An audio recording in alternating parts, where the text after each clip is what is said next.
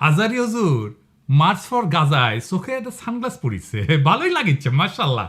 কচু খেতি ওটা আবিষ্কার করেছে, এটা রেবন কোম্পানির, ওই কোম্পানি ইসরায়েলে বিনিয়োগ করেছে। তাই মেলা গ্রুপ নাকি রেবনকে বয়কটের ঘোষণা দিছে। ওই রেবনের সানগ্লাস আজারি হুজুর পিন্দিছে, মেলা খারাপ কাজ করছে আজারি হুজুর। তাই তো কইছে কচু খেতি, তাই না তাই না তাই কইছে না? হ্যাঁ, কচু খেতির আসলে সমস্যা কই, তার কোন কোন জায়গায় ব্যথা? হ্যাঁ, তার ব্যথা তো আজাহারি স্মার্ট তরুণ, দেখতে ভালো মাশাল্লাহ, ভালো বাংলা ইংরেজি কইতে পারে। তাই টাটায় বাঙ্গুয়ালিদের তারা দেশ ছাড়া করেছিল, এখন লাগিছে পিছে, কিছুদিন পরপরই পিছে লাগে। ওই যে দুদুও লাগিছিল পিছে, দিসিয়াটা শান্টিং থেমে গেছে। কিন্তু যে কথাটা কইছে সেটা কি যৌক্তিক কথা? কচু খেতি আমার আগ্রহের বিষয় না, কিন্তু এই ধরনের বিষয়গুলো কিভাবে ডিল করতে হবে সেটা আমাদের বুঝতে হবে। এটা মেলা বিতর্কের বিষয় আছে, এটা একটু খোলাসা করে না বললে আমাদের জন্য বোঝা খুবই মুশকিল। আর এইসব আলোচনা যারা তুলে তারা আসলে কার স্বার্থ রক্ষা করে, আর তাদের এই কুটনামিটা কেন করে সেটা বোঝাটা জরুরি। আসেন আল্লাহর নামে শুরু করি। পণ্য বয়কট বা বিডিএস কি এবং কেন? আপনারা জানেন যে আমি বাংলাদেশে হাসিনা পতনের আগে একটা বেশ সফল বয়কট আন্দোলনে আপনাদের সাথে নিয়ে শুরু করেছিলাম। তাই এই বয়কট আন্দোলন কিভাবে গড়ে তুলতে হয়, কেন গড়ে তুলি, সেটা নিয়ে ব্যাপক পড়াশোনা করতে হয়েছিল। কোন কোন পণ্য বয়কট করবো সেটাও ঠিক করা হয়েছে, অঙ্ক কইসা, কিন্তু আন্দারে কুন্দারে না।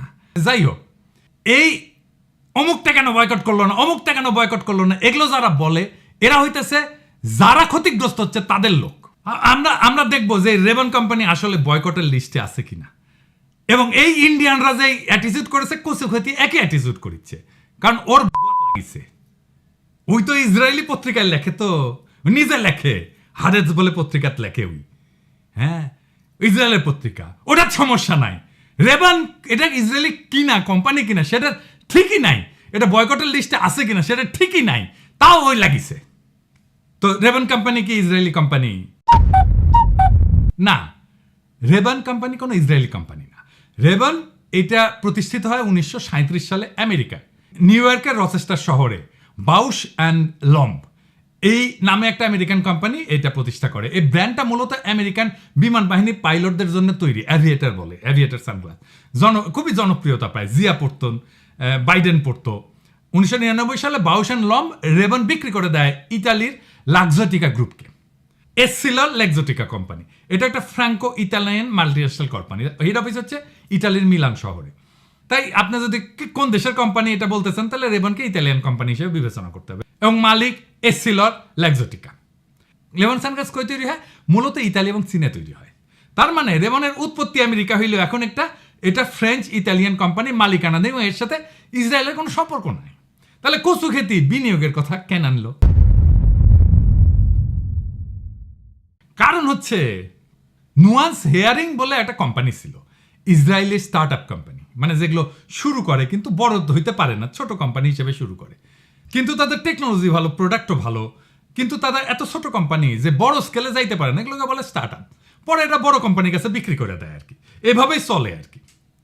ওরা এই যে হেয়ারিং এর টেকনোলজি নিয়ে কাজ করে, মানে যারা কানে কম শোনে, তারা কানের যন্ত্র লাগে না, সেটা নিয়ে কাজ করে। এই কোম্পানিকে 2022 সালে অধিগ্রহণ করে, মানে কিনে নেয় এসিলর লেক্সোটিকা, যারা রেবন ব্র্যান্ডের মালিক। তো ইসরায়েল স্টার্ট আপগুলো সারা দুনিয়ার জন্য আকর্ষণীয় কেন, এটা একটু বুঝে নি, এটাও একটা ইন্টারেস্টিং জিনিস। তাহলে বিশ্ব বাণিজ্যের আমরা একটা বড় বিষয়। ইসরায়েলি স্টার্ট আপগুলোর এত চাহিদার পিছনে কিছু নির্দিষ্ট কারণ আছে, যা তাদের বিশ্বব্যাপী প্রযুক্তি বাজারে একটা শক্তিশালী অবস্থানে নিয়ে আসছে। এর কারণ হচ্ছে উন্নত প্রযুক্তি এবং উদ্ভাবন ক্ষমতা।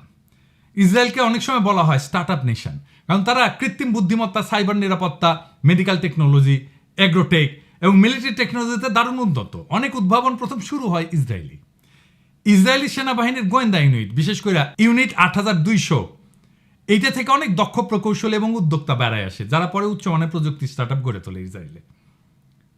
এবং ইসরায়েলে বিনিয়োগ বান্ধব পরিবেশ আছে। ইসরায়েলের রিসার্চ অ্যান্ড ডেভেলপমেন্ট বড় অঙ্কে সরকারি বিনিয়োগ পায়, পাশাপাশি বিদেশি বিনিয়োগকারীরাও ইসরায়েলি প্রযুক্তিতে আগ্রহী হয়।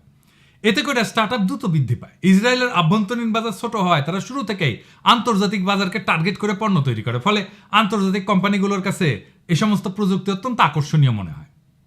এই একই সুবিধা পাইছিল সুইস ফার্মা কোম্পানিগুলো সুইজারল্যান্ডে।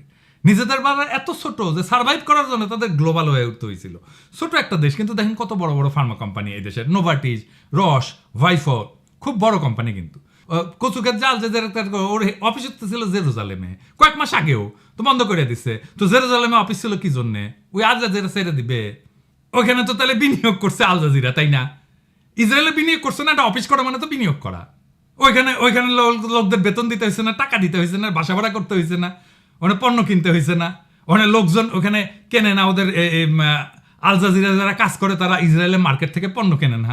টাকাটা কার পকেটে যায়? ইসরায়েলের পকেটই তো যায়। একটা ইসরায়েলি স্টার্ট আপকে কিনে নেওয়ার জন্য যদি রেবনের সানগ্লাস পরা না যায়, তাহলে Google, Intel, Microsoft, Facebook, WhatsApp কিছুই তো ইউজ করা উচিত না। কারণ এরা একবার না বহুবার ইসরায়েলি কোম্পানি কিনছে। ছোট একটা উদাহরণ দিই, সার্ভিস ফ্রেন্ড এই নামে ইসরায়েল কোম্পানিকে ফেসবুক 2019 সালে কিনে নেয়। সার্ভিস ফ্রেন্ড হচ্ছে একটা এআই ভিত্তিক স্টার্ট আপ যারা চ্যাটবট এবং ভার্চুয়াল অ্যাসিস্ট্যান্ট প্রযুক্তিতে বিশেষজ্ঞ। ফেসবুক এই কোম্পানিতে হোয়াটসঅ্যাপ বিজনেসের সাথে কানেক্ট করে এবং মেসেঞ্জারের সাথে। আপনি মেসেঞ্জারে যে মেসেজটা দেন ওইটা এই কোম্পানির টেকনোলজি ইউজ করে তৈরি করা। হোয়াটসঅ্যাপে যে মেসেজটা দেন অটোমেটেড রেসপন্স হয় যেটা, সেটাও এই কোম্পানির টেকনোলজি ইউজ করে, সার্ভিস ফ্রেন্ডের টেকনোলজি ইউজ করে। তো তাইলে গুগল ব্যবহার বন্ধ করে দিতে হয়, হোয়াটসঅ্যাপ ব্যবহার বন্ধ করে দিতে হয়, ফেসবুকের মেসেঞ্জার ব্যবহার বন্ধ করে দিতে হয়, তাই না? আর রেবন কোম্পানিকে বয়কটের কথা কে কইছে? বিডিএস, যেটা বয়কটের মুভমেন্ট, ফিলিস্তিনির সাপোর্টে যে বয়কট মুভমেন্ট, সেটার একটা ওয়েবসাইট আছে, আমরা একটু পরে দেখবো। ওইখানে এই কোম্পানির কোনো উল্লেখ নাই। কিন্তু সারা দুনিয়ার তো নানা চান্দাবাজ আছে কচু খেতির মতো। এরকম একটা ওয়েবসাইট বানায় বলে তোমার নাম ঢুকে দিব, তোমার নাম ঢুকে দিব, না দিলে গেলে না, আমার টাকা দাও, তোমার নাম তার সাথে ঢুকে দেবো, এই করে এই সমস্ত ঝামেলাগুলো করে। তাই সত্যিকার অর্থে এটা বয়কটের পণ্য কিনা সেটা আপনি বিডিএস এর সাইটে যেয়ে দেখবেন। যদি দেখেন বিডিএস এর পণ্য, তাইলে আপনি বয়কট করেন। আরেক কথা না বললেই না, দাবি করে সে বিএনপি করে। এই আমারে আর ইলিয়াসরে কয় মব মাস্টার, দেখেছেন? আর আমারে বয়কট করতে বলে। হুই কচু খেতির ইজ অফ ডুইং বিজনেস নিয়ে কপি পেস্ট করে জ্ঞান ফলাইছিল। ওই কপি পেস্টই করতে পারে, তার চেয়ে বেশি কিছু না। গুগলও ঠিক মতো করতে পারে না। তারপরে মেলা সার্চ করে এই পোস্ট করিছে, দেখানোই লাগিচ্ছে যে বদমাইশিগুলো কেমন। অনেকে কয় এগুলো আপনি কন কেন, কিন্তু হয়তো অনেকে কনফিউজ হয়ে যায়। দেখেন কইতেছে আমার কোম্পানি লরিয়েল ইসরায়েলের মতদাতা। আবার কেউ আগ বাড়ায় কয় লরিয়েল ইসরায়েলি কোম্পানি, কেউ কছে শুনিছে আশা কয়ে দিছে আমার কমেন্ট বক্সে, না যে গুগল করে দেখবি, তাও কিন্তু দেখে না। তো উই কি দিছে, একটা স্ক্রিনশট দিছে, কইছে লরিয়েল নাকি ওয়ার্ম ফ্রেন্ড অফ ইসরায়েল, দিছে একটা স্ক্রিনশট দিছে। গুগল করে পেছে আর কি, তুই সার্চ করবি, সেটুকু ওর এনার্জি নাই। দেখিছেন না কেমন মোটা হয়েছে, কেমন চর্বি থল করে গোটা শরীরে। তো এডিটর সাহেব ওই সাইটে যান, দেখি তো ফ্রেন্ড, ওয়ার্ম ফ্রেন্ড দেখি না, দেখিছেন ওরা প্রমাণও দিছে, দেখেছেন এই যে লরিয়েল আসলে warm friend of Israel, proof একটা বাটন দিচ্ছে। এডিটর সাহেব দেখছেন? আচ্ছা এডিটর সাহেব বাটনে একটা প্রেস করেন না, দেখি কি প্রুফ দেখায়। দেখেছেন? কোনো প্রুফ নাই, দেখেছেন? হ্যাঁ, ফিলিস্তিনের সাপোর্টে যে বয়কট মুভমেন্ট, সেটা একটা লিস্ট আছে এই সাইটে, এটি আছে নাম লরিয়েলে, দেখেন, নিজেই দেখেন। ওই আবার করছে কমেন্ট বক্সে, দেখেন বিডিএস এর নাম শুনিস তো, দেখেন ও নিজে শুনিছে, অক্সিগান ও নিজে শুনিছে, জিন্দগিতে শুনে নাই। এইভাবে দিনের পর দিন কয়টা ইরিটেট করে যাইতেছে। দুনিয়ার মূর্খ আর এখন বিএনপি জুতিছে সব। ও তো ওই গুগল ইউজ করে না, ওর বাসায় প্রিন্টার আছে না, এটা সব দেখেন না বিডিএস এর লিস্টে গুগল আছে কিনা। ওর বাসায় প্রিন্টার আছে না, এইচপি দেখেন না, আছে অবশ্যই। ডেলের কম্পিউটার আছে, দেখেন সেটা আবার ইন্টেলের প্রসেসর আছে না, দেখেছেন? এডিটর সাহেব দেখান তো এটা ইন্টেল আছে কিনা বয়কট লিস্টে। থাকবেই। এয়ারবিএনবি ইউজ করেছে না অন্তত একবার জীবনে। শালা ওই হ্যাগেস হচ্ছে না, দেখতে আসছে আমি প্যাদা গঙ্গা জল নিচ্ছি নাকি।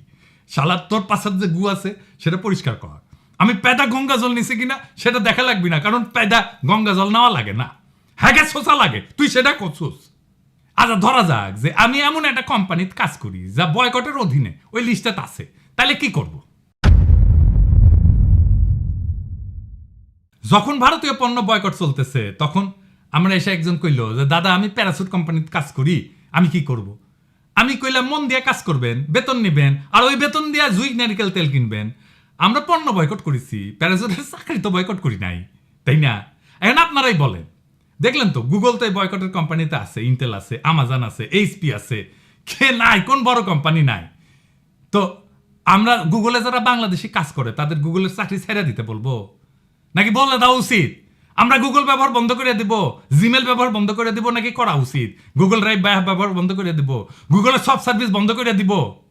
তাইলে তো যুক্তি অনুযায়ী যেহেতু গুগল ওই লিস্টে আছে, তাইলে তো গুগলে যারা চাকরি করে, আমাজনে যারা চাকরি করে, এইচপিতে যারা চাকরি করে, ইন্টেলে যারা চাকরি করে, তাদের আগে চাকরি ছাড়তে বলা উচিত হিসাব মতো, ঠিক কিনা? আমার কোম্পানির নাম তো এই লিস্টে নাই। যেহেতু বিএনপির সমালোচনা করি, তাই আমার যেভাবে পারে ক্ষতি করা লাগবে। আওয়ামী লীগরাও এত খাইস্টা ছিল না।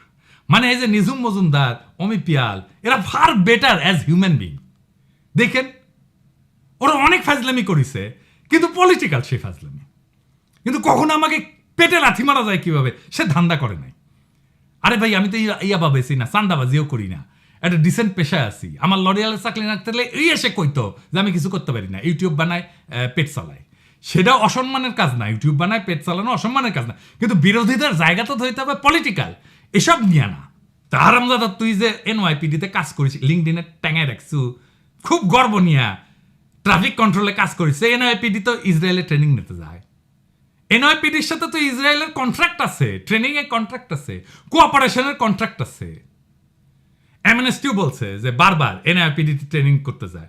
লজ্জা লাগে না ওই কোম্পানিতে, ওই প্রতিষ্ঠানে কাজ করতে? 2 দশক ধরে ইসরায়েলের সাথে পুলিশ কোঅপারেশন করছে আমেরিকার এনআইপিডি। তো তুই সার আগে এটা একদম বয়কট ঢুকে দেবো। আজকে যে এই নতুন লড়াই শুরু হয়েছে না, এটা ফেসবুক পোস্টের লাইক কমেন্টের খেলা না, এটা একটা তপ্ত যুদ্ধক্ষেত্র হয়ে উঠছে, যেখানে সত্যের পাশে দাঁড়ানো মানে নিজের পিঠে আগুন নিয়ে নামা। আজ যখন কচু খেতির আর প্রগতিশীল এই বিএনপিরা গল্লিক মুখে নিয়া মুখোশ পইরা বিভ্রান্তি ছড়ায়, তখন আমাদের হাতে চাই তথ্যের তলোয়ার, যুক্তির কামান। বয়কট যদি অস্ত্র হয়, তবে সেটা চালাইতে হবে মগজ ঠান্ডা রেখে, হৃদয় গরম কইরা। এই নববর্ষে আমরা শুধু আনন্দ করতেছি না, আমরা পুরনো দাসত্বের শৃঙ্খল ভাঙতেছি। এই সূর্য, এই আলো, এই শহীদের রক্তে কেনা। তাই যারা অ্যাক্টিভিজমের নামে মিথ্যার বীজ বনে ব্যক্তিগত আক্রমণের মধ্যে দিয়া, তাদের বলি, আগুন আমরা পানি দিয়ে নিভাবো না, আগুন আগুন দিয়ে নিভাবো। এই যুগে সত্য বলা জিহাদের চেয়ে কম না। আর সত্যকে ধোকা দিয়ে ঢেকে রাখা যত কচু খেতি আছে, তাদের মুখোশ খুলে ফেলাই আমাদের দায়িত্ব। বয়কট মানে আবেগে ভেসে যাওয়া না, বয়কট হইতেছে হিসেবে কষা ঘায়েল করার অস্ত্র। আজ যারা তথ্যের বদলে ট্রল ছুড়ে মারে, একবার আজাহারিকে একবার পিনাকিরে, তারা ফিলিস্তিনের শত্রু, তারা ইসরায়েলের বন্ধু। মনে রাখবেন, বিপ্লব আবেগ দিয়ে যেতে যায় না, যেতে ডেটা, কৌশল আর দৃঢ়তা মানুষ দিয়া। আগুন যখন জ্বালাইছি, পুরাই ফেলবো মিথ্যার প্রাসাদ, সে কচু খেতেই হোক আর প্রগতিশীল বিএনপিরই হোক। ইনকিলাব জিন্দাবাদ।